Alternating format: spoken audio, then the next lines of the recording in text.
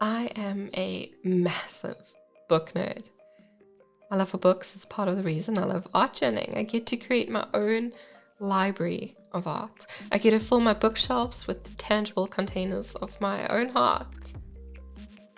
I'm starting right at the beginning with my all-time favorite, and that's Art and Fear by David Bayles and Ted Orland.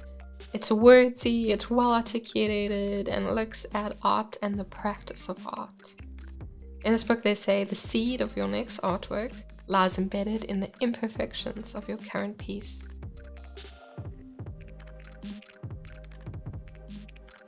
I drew all over this book.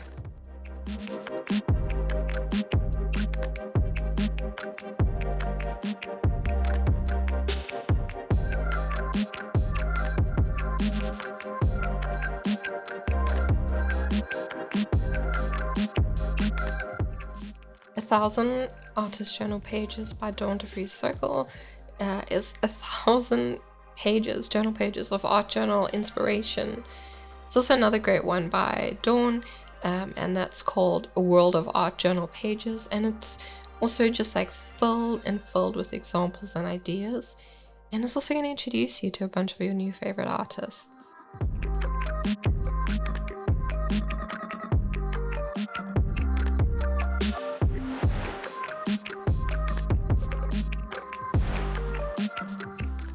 So I've been art journaling as a hobby and as a literal job for almost a decade, and Helen Wells still showed me a new way of looking at my sketchbook. Her book's called Expressive Sketchbooks. It's published by the same people that published my book, and her bright colors and fun mark making helps you feel freedom in your journal once again. Now, I fell so deeply in love with Helen's art that I invited her in to get messy. She's got a challenge inside the library called Starting Points, and she's creating a course for next year for Get Messy. I'm excited. Bird by Bird by Lamott is the most recommended book on writing, which makes it perfect for articulating the creative process too. And how do you tackle a massive creative project? Bit by bit, bird by bird. You're gonna have to read the book to hear the story on its name.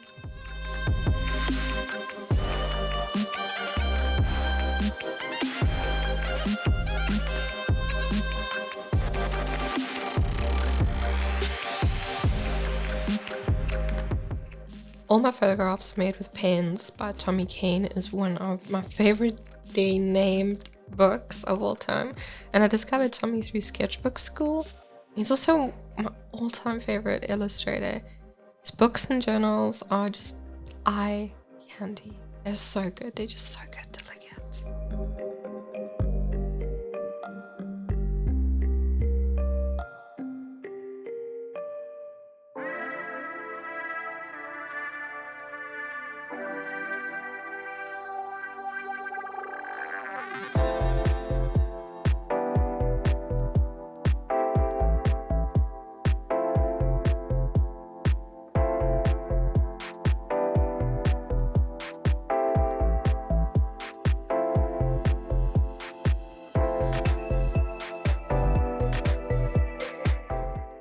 Smith created a series of books on binding. My favorite's volume 3. It's called Exposed Spine Sewings, just because I love that style the most. And Keith's bookbinding instruction is dedicated and it's intense. I tend to take a messy approach to my bound books, but his books are the original reference guide. Arne and Carlos are prolific sewists, and they store their ideas in tiny books that they have bound by hand. Their way of binding is imperfect.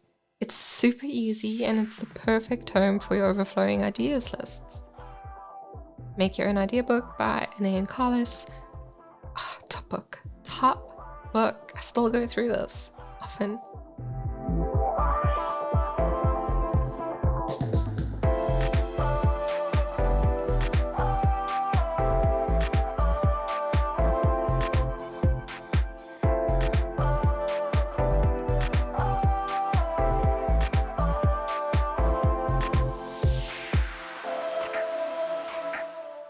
So this gorgeous book is called Find Your Voice, a guided poetry journal for your heart and your art.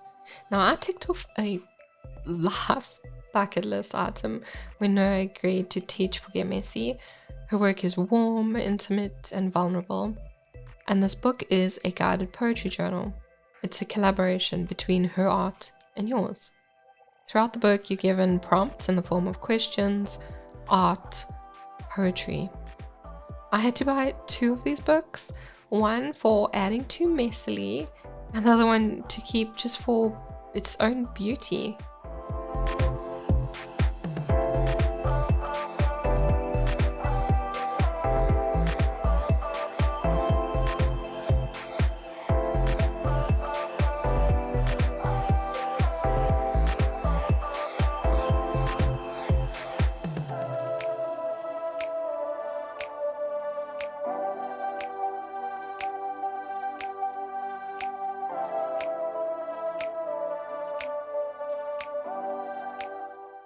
France by Rae Dunn is inspiration du jour. You get a peek into the travel journal of an artist here. My favorite takeaway from this book is the color palettes that Rae creates. She makes palettes of all the places she's visited, and by recording the way we see things on a trip, the memories are so much stronger.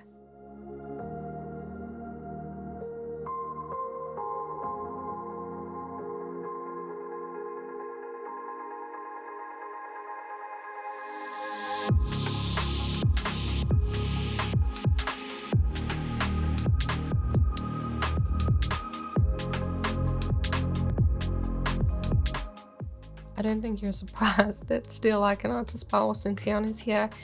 It's recommended by artists and non-artists alike, and it is the easiest book you'll ever read. And once you're done with it, you're definitely going to want to read the other books from him too. These are the rules for being an artist and how to still like one.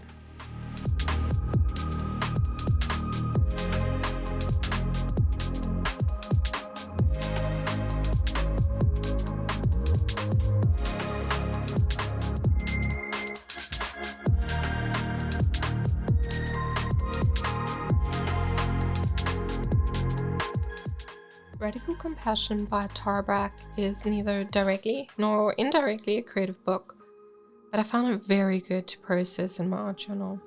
Tara teaches meditation and emotional healing, and both of which I find in my journal. This book gave a bit of a roadmap for things to meditate on between pages.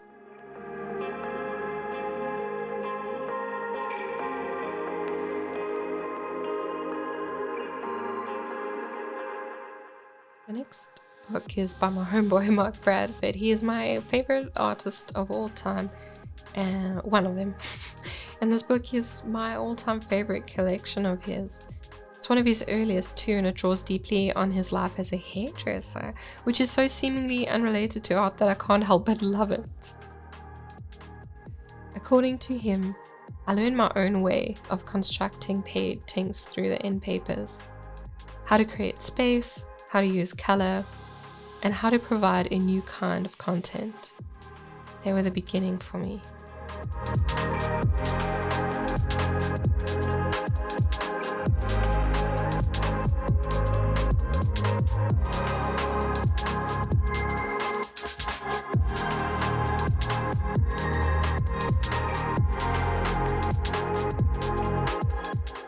This is another artist who made me faint when she agreed to teach Forget Me See. Abbey C wrote the ABCs of Journaling. It's one of her 1 million books. And she is a creative who draws, letters, plans, and documents her entire life in a journal.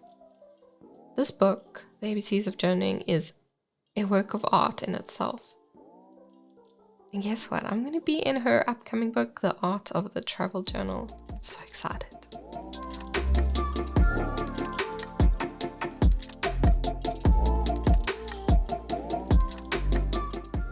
Big Magic by Elizabeth Gilbert is considered by anyone who has actually read the book to be the artist's Bible. Big Magic is pure magic.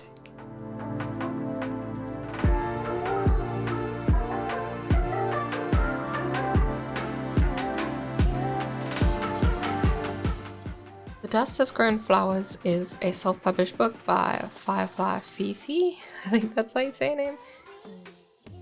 And this is like paging through her journals. Feels like you're paging through the art and the poetry of this art journal.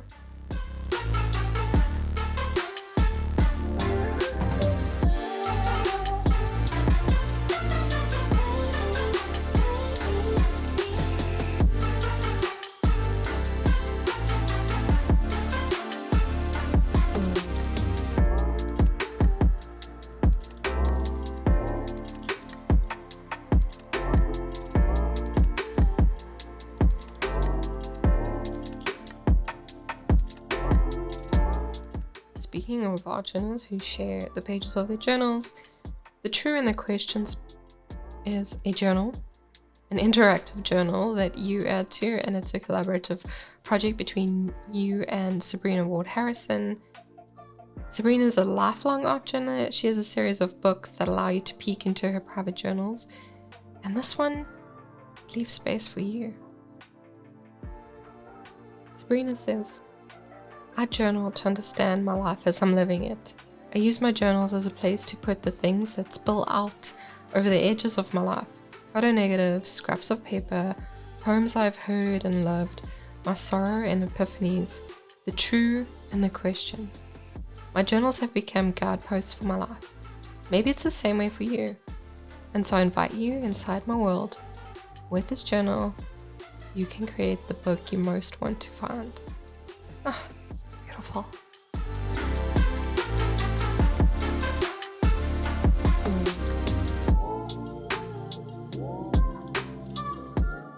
How to Be an Artist by Jerry Saltz started as a New York Times article. After making many pages based on his words, I eventually turned them into a journal and I bound it in a vintage book. Jerry Saltz is a famous Pulitzer Prize-winning art critic, but he still makes art accessible and available to anyone. And for that, I'm gonna love him forever.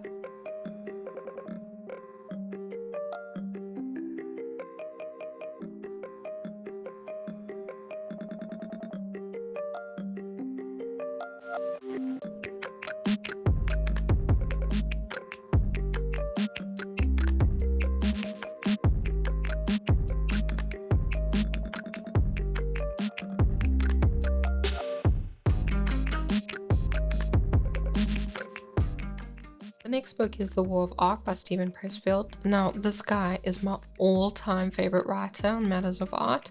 We had an entire Gimme season dedicated to him. It was called The Season of Steven, and it's where we took a non-fiction book and created based on that book. I did so based on The War of Art, and in the past I've also turned Do the Work by him and The Artist's Journey into art journals. Steven articulates the creative process perfectly. Chef's kiss.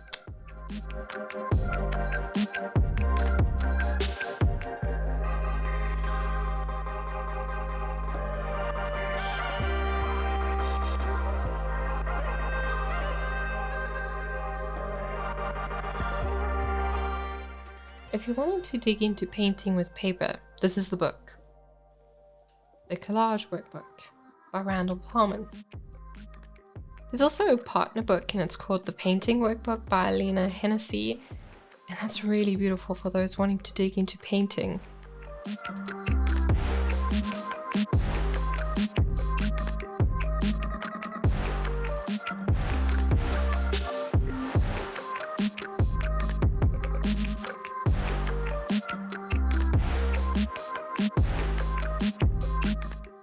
The last book I'm sharing I read when my kid was a little baby, and it's called Art Before Breakfast by Gregory. Danny's the godfather of daily drawing.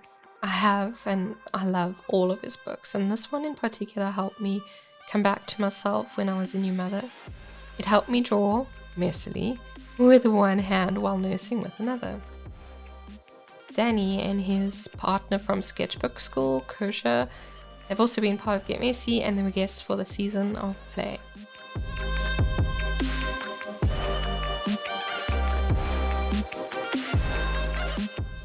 These books are only the very best of the best. They're going to give you ideas for making art, techniques to try out, and encouragement to nurture your creative habits.